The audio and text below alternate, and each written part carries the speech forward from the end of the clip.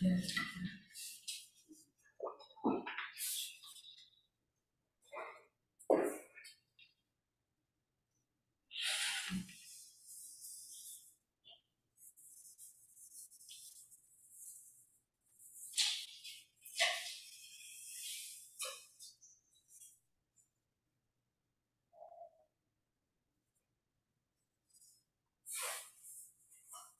me see here.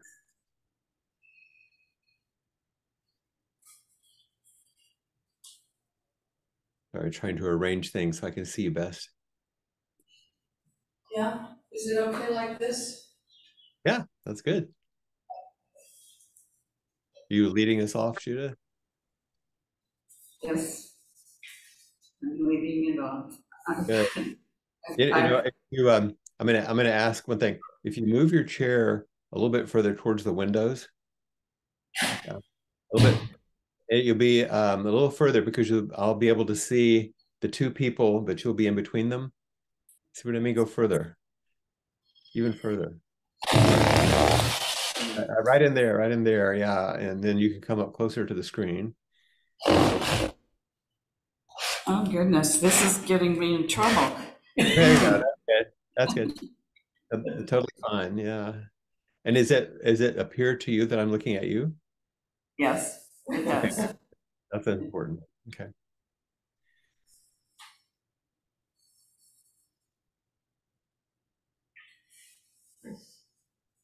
Several things have gone through my mind. One is that when you were here the first time, and we did this in person, when you first did inquiry, there was a silence. And since I had dogged you to come here, I felt responsible to get up and sit in that chair and start things off. Sure. Um, and what I recall of what I said at that time was, I don't remember how I put it, but guess what? I still have the same issue.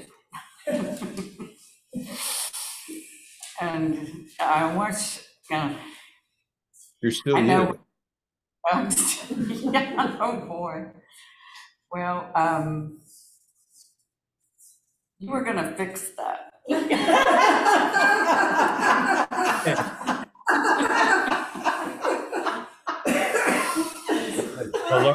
The larger we here. Well, I attend the inquiry online almost every week. Huh? I rarely ever come forward because 50 people all over the world are more intimidating than my friends here. Yeah, Who, 50 people all over the world are supporting you. yeah, if I could see that, yes. Anyway, so I know that my friends have my back, so I have more courage. Yeah.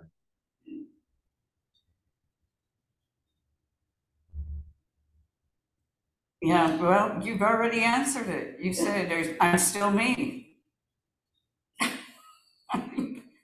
Yeah. And Yeah. that's a problem to fix.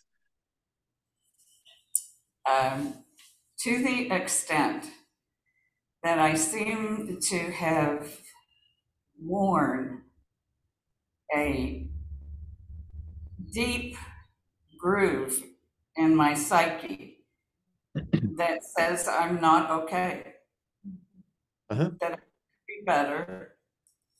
Anyway, but same old, same old. Um, Do you believe it the same way you used to? uh, well, you have had some effect. it seems not as concrete. Yeah. It might be some porous substance now rather than concrete. But For us is good. Yeah. yeah, I guess it is, isn't it? But I appreciate your help in helping me see that because obviously I wasn't seeing it. Well, one of the things about those those kinds of psychological structures that we carry around, or those deep grooves, I like the way you said that. Pardon me. Is that when we identify with them and think that's who we are, then it seems obvious that the solution would be to try to get rid of it, so we would be a person without that. So these two things go hand in hand. I've got to fix it because there's something wrong with me that I identify with. And from a relative point of view, you can do work in that area, through psychotherapy and stuff that really does help. There are ways that, and you've I done. don't, I don't even want you to know how much psychotherapy. I know. Me too. But without that, aside from that, in addition to that, however you want to say it, your true nature, your Buddha nature, is completely, fully present, even in the midst of all the things that you think about yourself.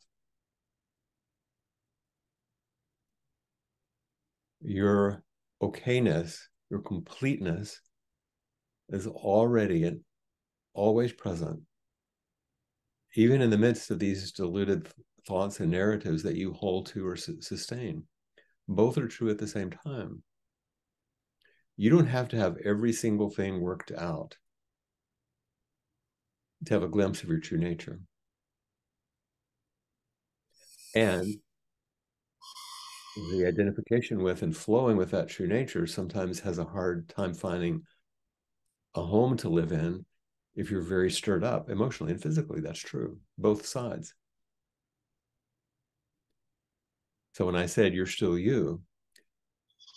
you're still the Buddha called Judith Elaine, and you're a Buddha who thinks ill of herself sometimes or worries about herself. You're a worried Buddha.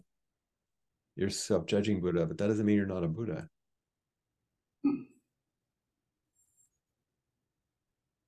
It's like you may have a golden Buddha up on the altar that seems amazing and fantastic, or you might have an old handmade clay Buddha up there, but this is still a Buddha, even though you may have some judgments about its formation or the way it looks or feels or sustained or its relative worth. It makes me want to say to you that, well, I have a reference point. I was going to say, I wish that I could take this with me the way that I feel right now, but I have a reference point now. I can recall You how can. I feel in this moment. And you also have friends that have your back that can remind you. And the reminder doesn't mean convincing or talking you out of things. It just means when they look at you and you look at them and they smile at you and you can see in their eyes that they see you as completely okay. There's nothing wrong with you, Judah. You can describe all the stuff you describe, but that doesn't mean there's something wrong with you. That's who you are. And you can be lovable like that and accepted like that. And apparently you are.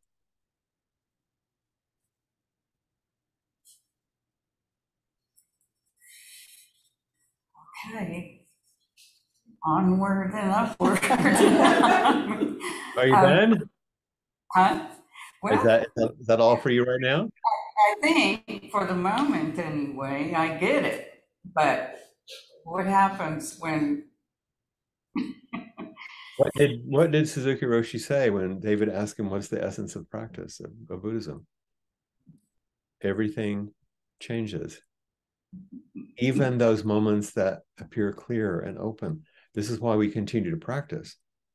If you practice and you had a moment of nirvana, in other words, a moment of a nirvanic moment free from conditioning, you have that. But we have to keep practicing because it's impermanent too. The Dharma is impermanent too. Awakening is impermanent too. Nothing is permanent. That's part of the illusion is that once you have it, you've got it, Right. enlightenment or nirvana or whatever. That's the experience is conditioned. Your primary awareness and your Buddha nature is always there. But we forget, we lose it, we get caught up in things. And so we keep practicing. And when we do with a steadfast, kind of steady practice, it inspires other people because they see, oh, that's what we do. Not because we're all going to be fixed, but because this is not something we're doing to achieve an end that's finally finished. This is the way we live our life.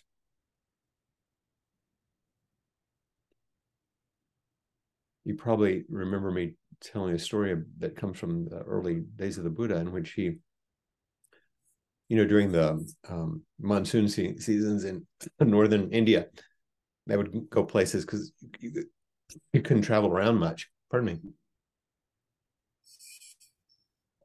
And so the Buddha had all of his followers, the monks that he was with, and he disappeared. And so he came back about a month later when they could continue their teaching and begging rounds and all that. And they said, "Where did you go?" And he said, "Well, I went on retreat." They're like, "Well, you're the Buddha. Why'd you go on retreat?" And they said, "Well, what did you practice? If you're the awakened one, what did you practice?" And he said, Anapanasati, which is the full awareness of breathing. In other words, it's the four foundations of mindfulness with the breath. In other words, the beginner's practice. The most foundational practice of any of our Buddhist practices is following the breath in. And they're like, "Dude, you're the Buddha. Why would you do this kind of practice?" And he said, "Because it's a wonderful way to live."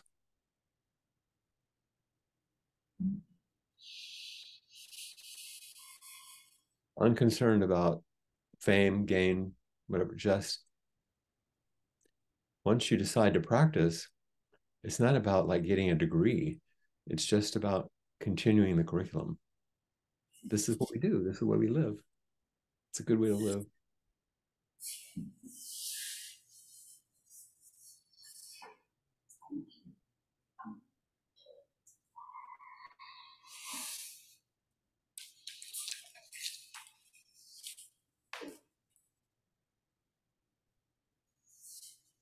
And by the way, any of you that are online, you can just raise your hand and be happy to talk to you. You don't have to travel to Arkansas and sit in the chair there.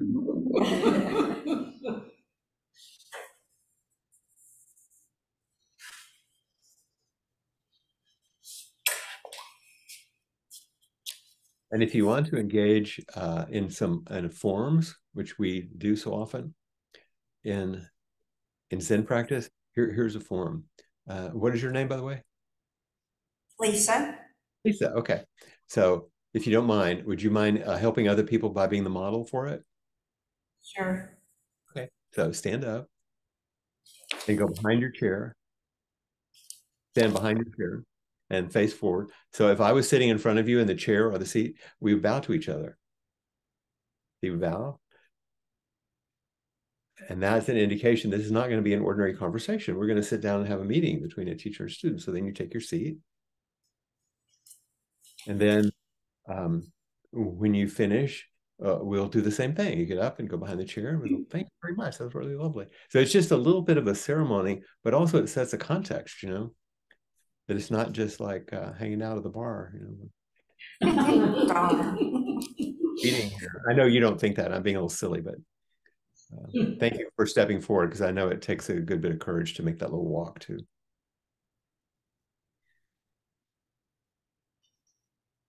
So what I kind of had on my mind is, in a way, it's kind of a continuation of what Judith was saying.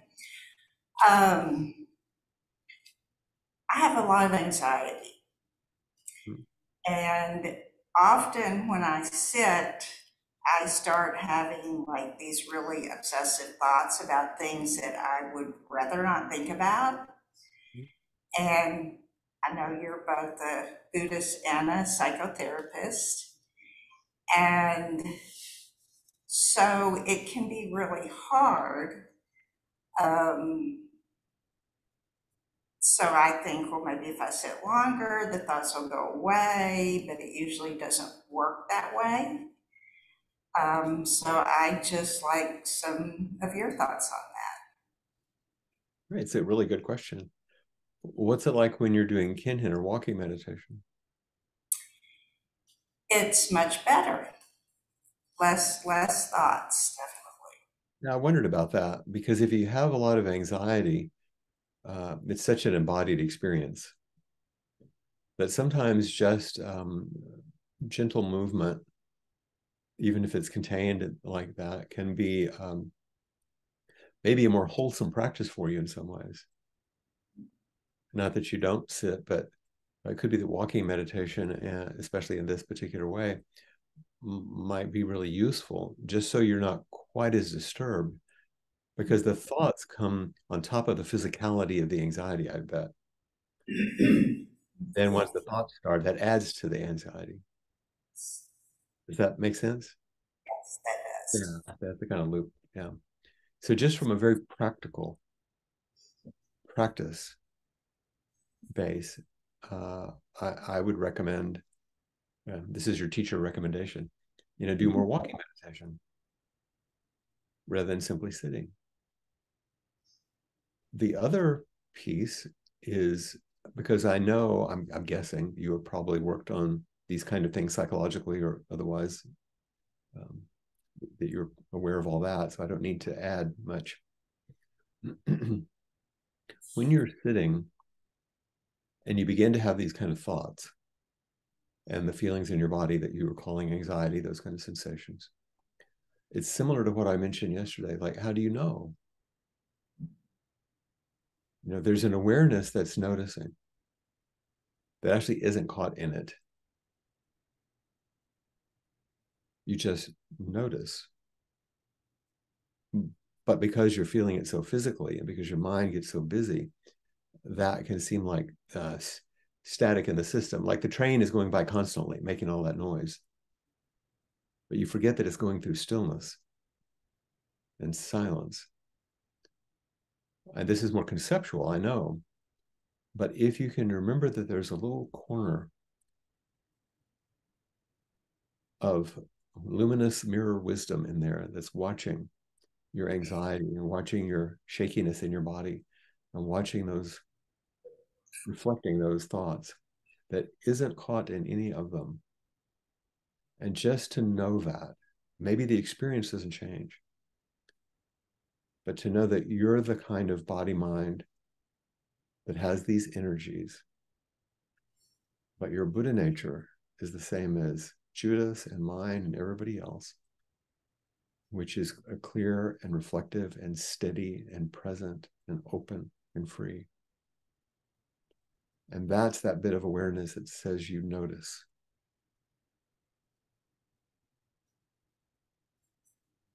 So what happens as I talk like this? I start to feel some of that anxiety in my body. Yeah. Yeah. And so that your primary awareness is working really well, isn't it? I think it works too well. Only it's the amplification that's a problem. Just the noticing that you have sensations. For example, if you say, oh, I have anxiety. Now you have a whole narrative about what anxiety is. But if you start just noticing sensations, I feel a shakiness here, I feel a tightness there. Like traditional Vipassana meditation, you begin to name present moment experience of the sensations that then we draw together to create a story about. It's not that it's not true, all that's there, sure. There's a way in which to make a little space around it. So that's just another practice edge that you can experiment with. Doesn't mean it'll go away. It's like when I was saying to Judith, maybe it's less solid, a little more porous. but mainly walk. Make it easy on yourself. No reason to make it hard. So making sure that I'm really getting what you're saying, because you cut out a little bit there, Okay. unfortunately, but not. So I get a certain sensation in my body that I then start jumping into the whole, that's the anxiety starting and what's going to happen next. And so to work a bit more on, oh, I feel that feeling. That feeling's just there. It's just something my body's doing right now. And try not to jump to the next step in my head. Uh-huh.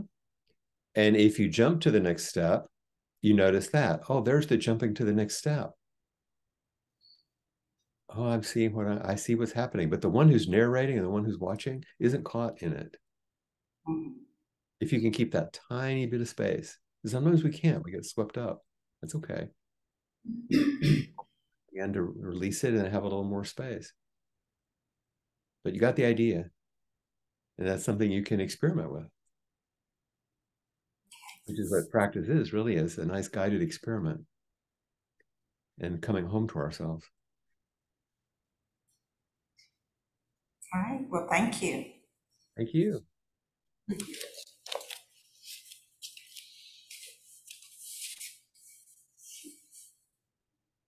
How lovely she remembered.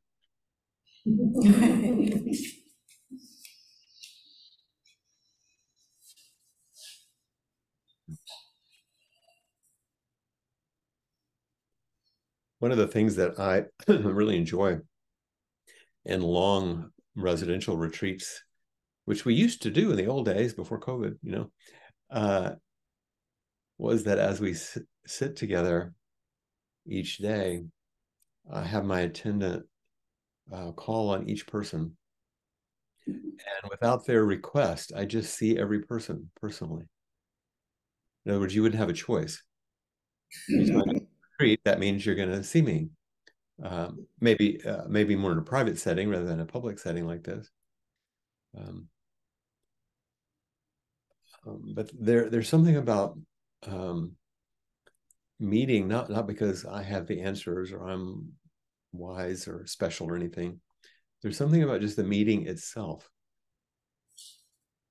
which offers us something.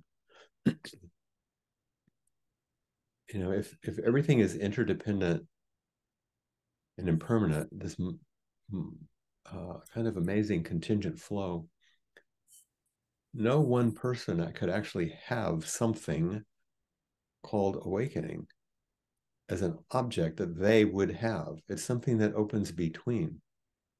In the Lotus Sutra, the Buddha teaches, he said, I taught you meditation, ethical conduct, and he lists all the stuff he taught his monks. And he said, because that's what I knew you could understand for now. But now I'm going to tell you the real truth. And he said, the punchline, he says, only a Buddha can understand it. Only through ineffable meeting does the space I'm talking about open. It happens between, not in. That would suggest separation, individuality.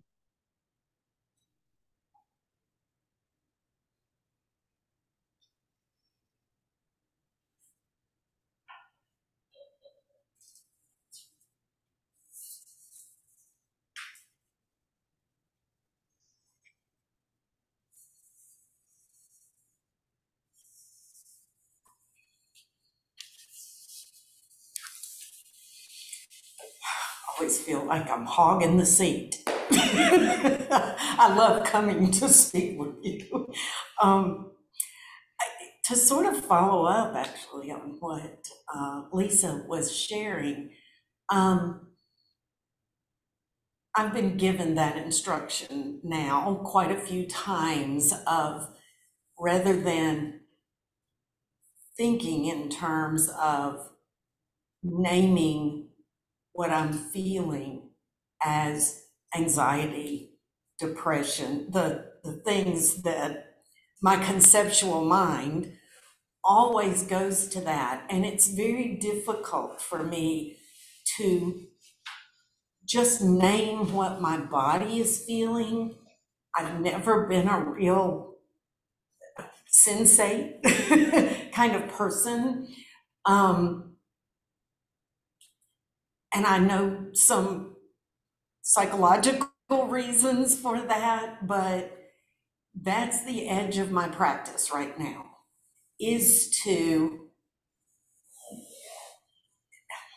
get into the body and actually feel what's going on, but not get back into my head when I go to label it.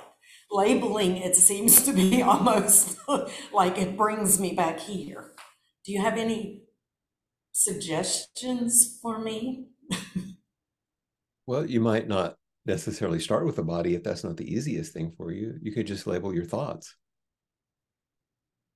That'd be one traditional kind of classic way of saying, oh, now I'm thinking, judging, now analyzing. You just label the thoughts. And then notice if any sensations pair with them, and that might be your road back to the body. You have to start with the body.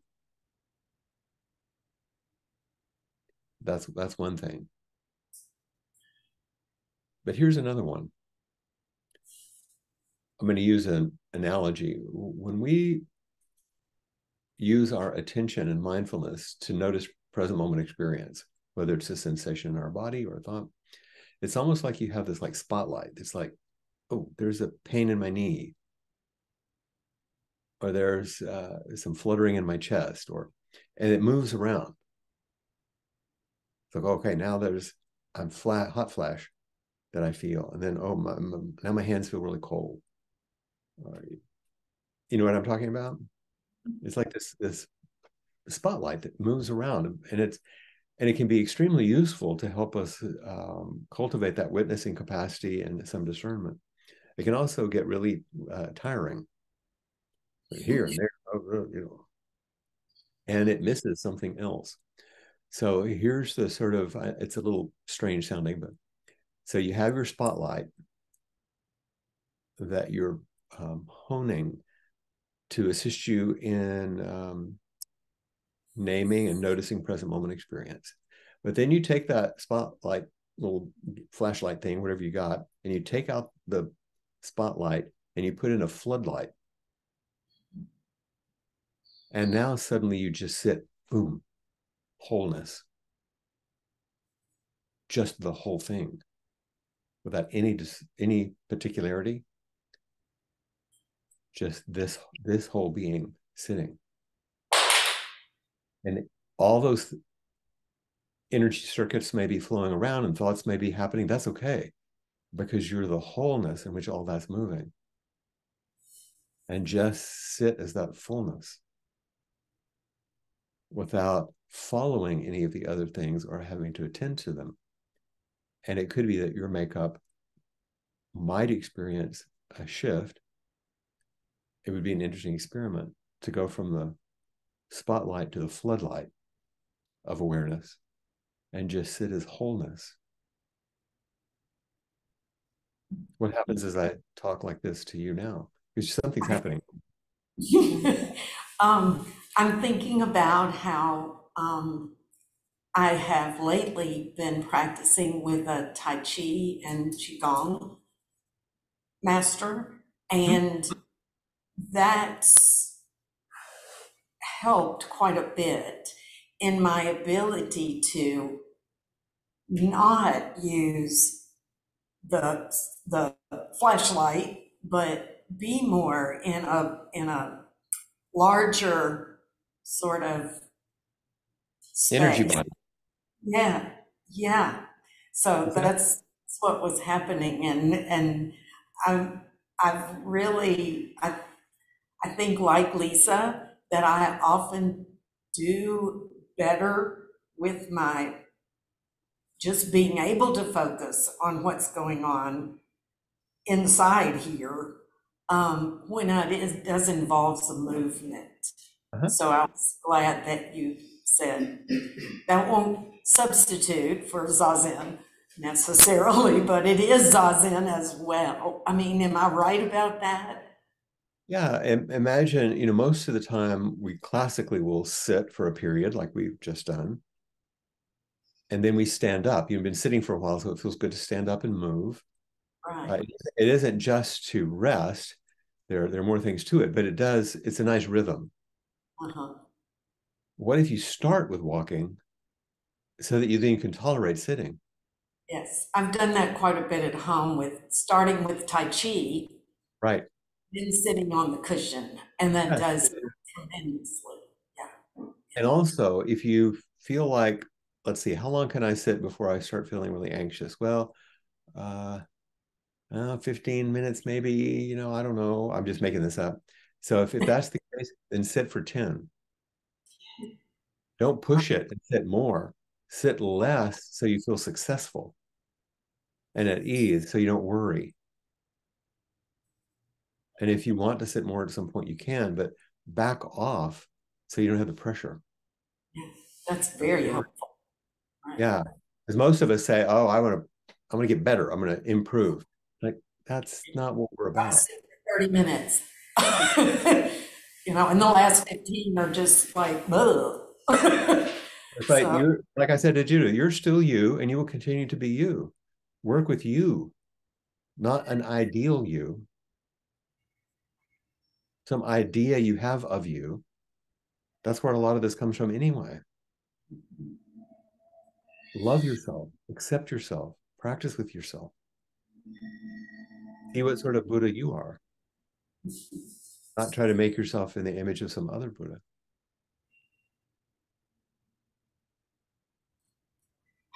so helpful. Thank you.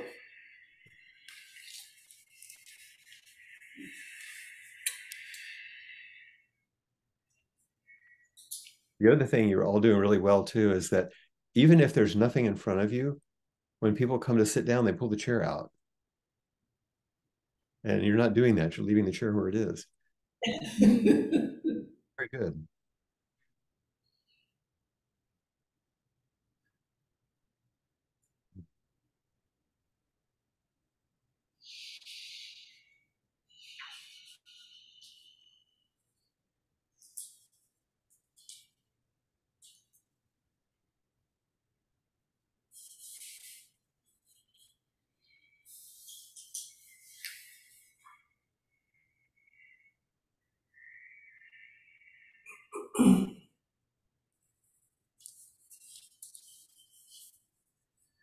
Good afternoon. Good afternoon. Well, this chair is harder than it seems, and I'm back. I had a quote I really wanted to Sure. read, and I lost it on my little phone as I was coming in. I think I can find it. It's such a small scroll, isn't it? It's such a small, and then it's all of a sudden gone. But I guess I wanted to share this. I wanted to get for you to say something more on this point, if I can find it. Yeah, take your time and find it. It's okay. It's okay. Everything's fine. There's no rush.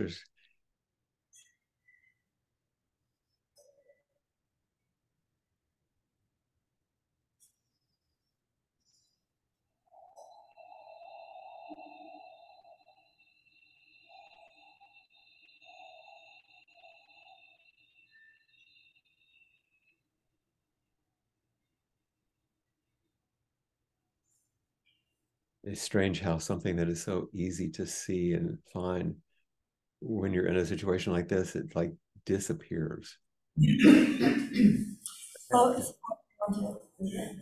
um, you showed us a film the last time you were here that has stayed with me for a couple of years now, I guess.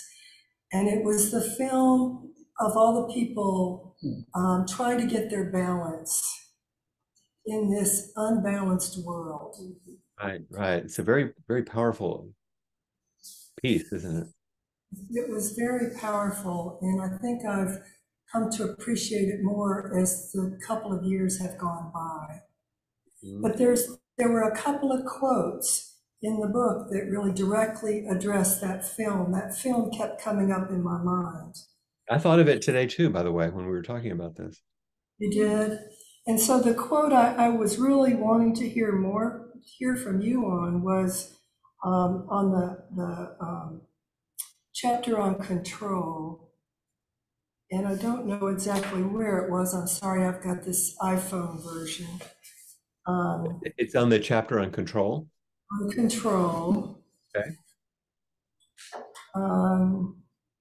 And on mine, it's page 12, but that means absolutely nothing. Yeah. No, it's a let me, Control. I'll at least look around in there and okay, I have the chapter on control. And it starts with, this is how everything exists in the realm of Buddha nature. Is that the beginning of a paragraph or just that's the? I don't know, let me see. No, it's not the beginning of a paragraph, but I can, okay. Oh, it's in the very first, I got it. It's the very first page, and it's in the middle of the first paragraph or near the end. This is how everything exists in the realm of Buddha nature, right? Losing its balance against a background of perfect balance. Mm-hmm. So yeah, that's what I quoted earlier, right? Yeah. So if you see things without realizing the background of Buddha nature, everything appears to be in the form of suffering. But if you understand the background of existence, you realize the suffering itself is how we live and how we extend our life. so in Zen, sometimes we emphasize the imbalance or disorder of life. And I guess I was thinking about suffering, since we've been talking about suffering. And I don't understand what they're saying when they say that, what he is saying, that suffering itself is how we live and how we extend our life. I was hoping you could help me with that. what's the first noble truth? This is not a quiz. I just was. Life is suffering.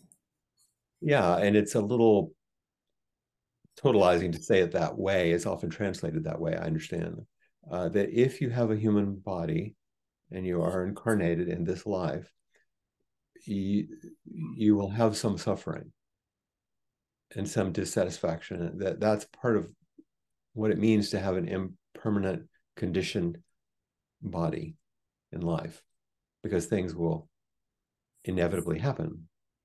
Illness, old age, death. It's just, this is the nature of what it means to be alive. It doesn't mean, and I don't think the Buddha meant all life is suffering. That's ridiculous. There's amazing things in life and joys and pleasures and all kinds of things. But what comes along with a body and a life is some dissatisfaction and some disharmony and some trouble sometimes. And so read the sentence again.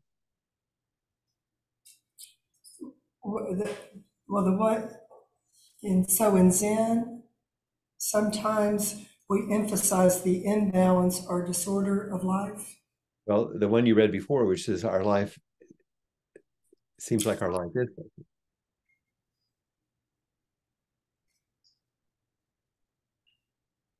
Excuse me. I'll take a look at the one that I was thinking about. But if you understand the background of existence,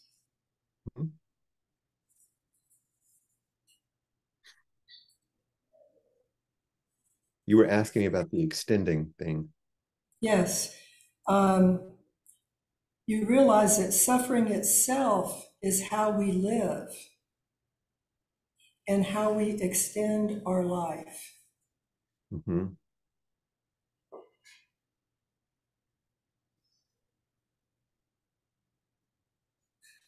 So in Zen, sometimes we emphasize the imbalance or disorder of life.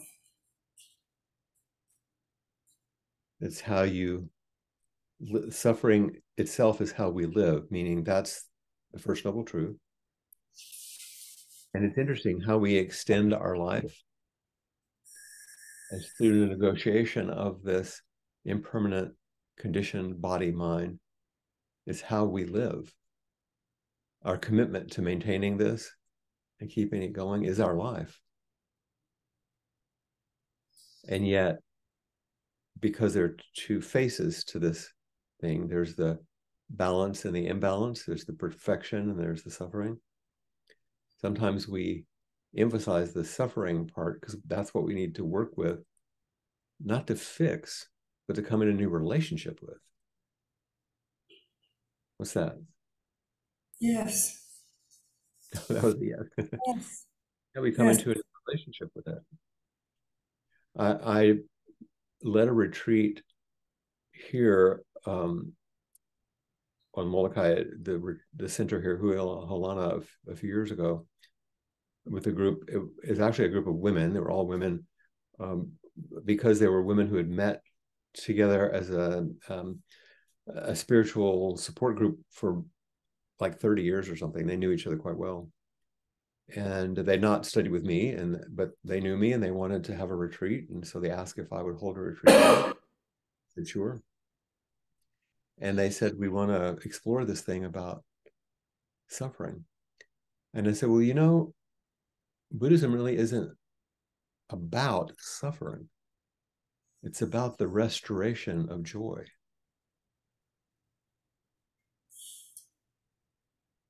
But we have to turn toward the way that we create suffering to know what that restoration is, that resuming of our true nature. But it just seemed more encouraging to talk about it as the restoration of joy.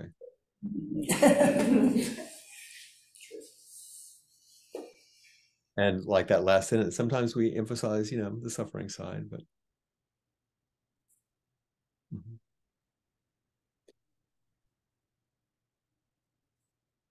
it's like you're still thinking about something. Yeah, I'm just thinking about how hard it is to accept the suffering and stay balanced. That's practice. I want to go screaming and saying, if I do this long enough and I practice long enough, the suffering will go. The suffering doesn't go, the running away screaming goes. The reactivity to the suffering goes. So you don't add more suffering on top of suffering. Because someone asked me not long ago, they said, okay, suppose you're enlightened, suppose you do, like, what's the result? I said, well, it's sort of like this. Okay, I'll live my life.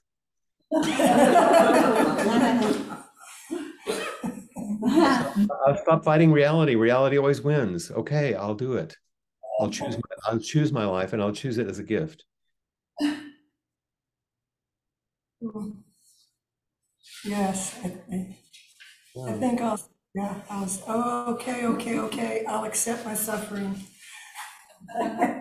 And it doesn't mean to submit to harshness. It doesn't mean to cave in. It means to accept, oh, yeah, I'm alive. This was what comes with it. And now how do I want to respond? Because it's only by accepting the reality that then you can have an appropriate response. We're not usually in conversation with reality. We're in conversation with our mind. There's this big deal nowadays, about virtual reality and all that. We've been doing that forever. Yes. Taking virtual realities, delusions, and responding to them as if it's true.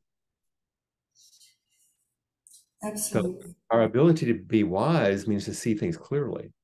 When we see things clearly, our heart opens to life. That's compassion. They work together so that we're actually meeting the life we have and choosing the life we have, because that's the stuff of awakening. working with this body at this time, with these people, under these circumstances. That's what we have. But I'll offer you a little blessing if you want. I love that. Guys, for everybody. It comes from John O'Donohue. Some of you have heard it before. And it's a little one. It's called To Come Home to Yourself. May all that is unforgiven in you be released. May your fears yield their deepest tranquilities. May all that is unlived in you blossom into a future graced with love.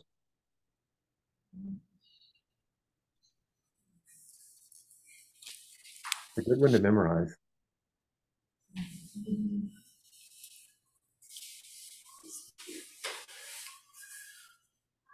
And also, since I'm making little comments about form while we're here, because Judith or somebody was saying about walking meditation.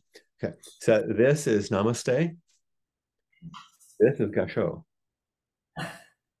Namaste is like, yoga is beautiful, like that. But Gasho is like fingertips at the nose level, about 8 or 9. It's like a lot more, it's upright, that kind of, it's a different bow. You feel the energy difference. So just experiment.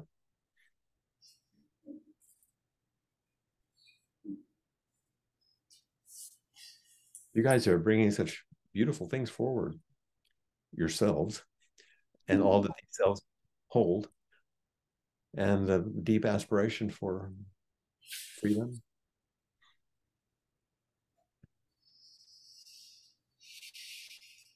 And then I get to practice.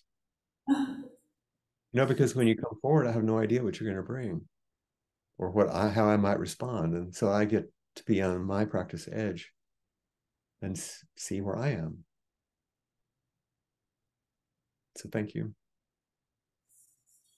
So Flint, right after you gave us that blessing, a big flock of geese flew right across our windows.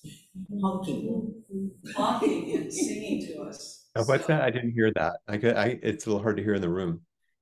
Okay, right after you gave us that blessing, a huge flock of geese flew across our windows singing to us. That's wonderful. The birds were echoing, huh? Yes. Yes. That's fantastic. Yes. Thank you. I was doing about a month ago, not quite a month ago, I was doing a ceremony in the Highlands of Scotland. Vast, beautiful landscape near a river. And I don't need to go into the details, but I was letting go of something that I really needed to let go of. It was a deep unburdening, and it was quite physical, and something was actually burned. And as I came to the end of the ceremony, it was with a bunch of senior students, and as we came to the penultimate kind of end of the ceremony, the final thing, we're in this amazing landscape, and suddenly this huge hawk came screaming down over the top of us. And it was something that had a lot of anguish associated with it. I had the last bit that I was going to put in the fire, and I put it over my face and screamed with everything I had in my body back. And then placed it in the fire and completed the ceremony. It's interesting when the earth hears us, isn't it? And that we let the earth know that we've heard it.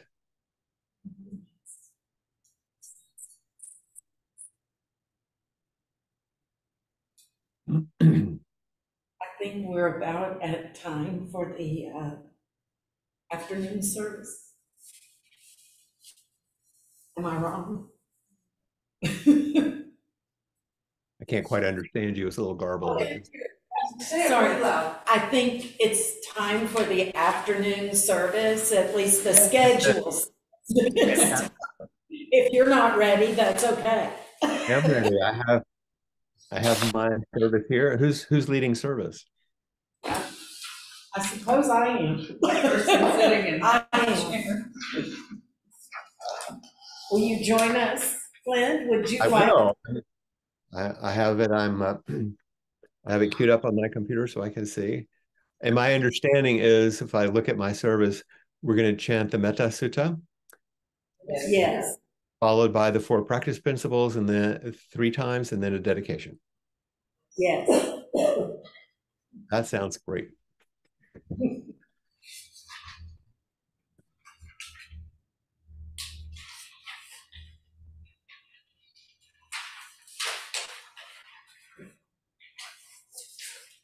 This is what may be accomplished by the one who is wise, who seeks the good and has obtained peace. Let one be strenuous, upright, and sincere, without pride, easily contented and joyous. Let one not be submerged by the things of the world. Let one not take upon oneself the burden of riches. Let one's senses be controlled. Let one be wise, but not puffed up. Let one not desire great possessions, even for one's family. Let one do nothing that is mean, or that the wise would reprove. May all beings be happy. May they be joyous and live in safety. May all living beings, whether weak or strong, in high or middle or low realms of existence, small or great, visible or invisible, near or far, born or to be born, may all beings be happy. Let no one deceive another, nor despise any being in any state. Let none by anger or hatred wish harm to another. Even as a mother, at the risk of her life, watches over and protects her only child, so with a boundless mind should one cherish all living things, suffusing love over the entire world, above, below, and all around without limit. So let one cultivate an infinite goodwill towards the whole world, standing or walking, sitting or lying down. During all one's waking hours, let one cherish the thought that this way of living is the best in the world. Abandoning vain discussion, having a clear vision, free from sense appetites, one who realizes the way will never again know rebirth in the cycle of creation of suffering for ourselves or for others. Caught in the self-centered dream, only suffering, holding to self-centered thoughts, exactly the dream. Each moment, life as it is, the only teacher, being just this moment, compassion's way. Caught in the self-centered dream, only suffering, holding to self-centered thoughts, exactly the dream.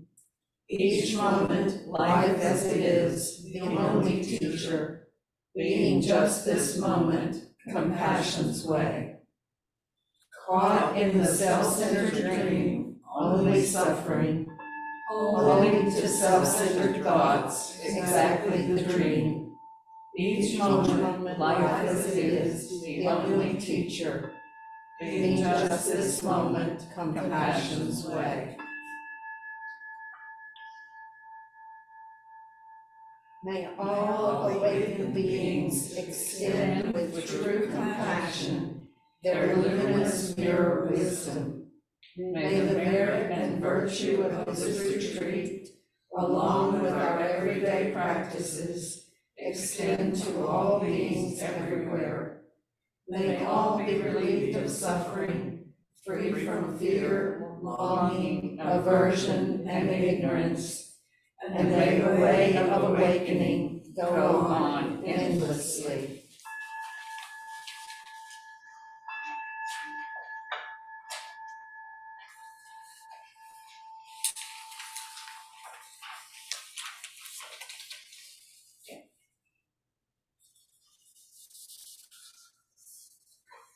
know this is the end of our day. I wanted to only remind you, remember in the inso that I showed this morning, in the second one, in the middle, I said, just be kind. That's the Metta Sutta. That's the Sutra of Loving Kindness that we just chanted. So I just wanted to situate that. That's part of it. I was showing the things in the service that we're doing. So that's there. Thank you for a wonderful day. Is there any other announcements or anything from your end that you need to do before we finish the day? We will resume at 9 o'clock in the morning here. And I don't think there is anything else. Is there, Cheryl? No, I think that's it. Okay, and then at 10:40, we'll come for our final time with you. So it'll be a crisp 6:40 in the morning for me. And I'll look forward to seeing you then. Practice well. Thank you. Thank you.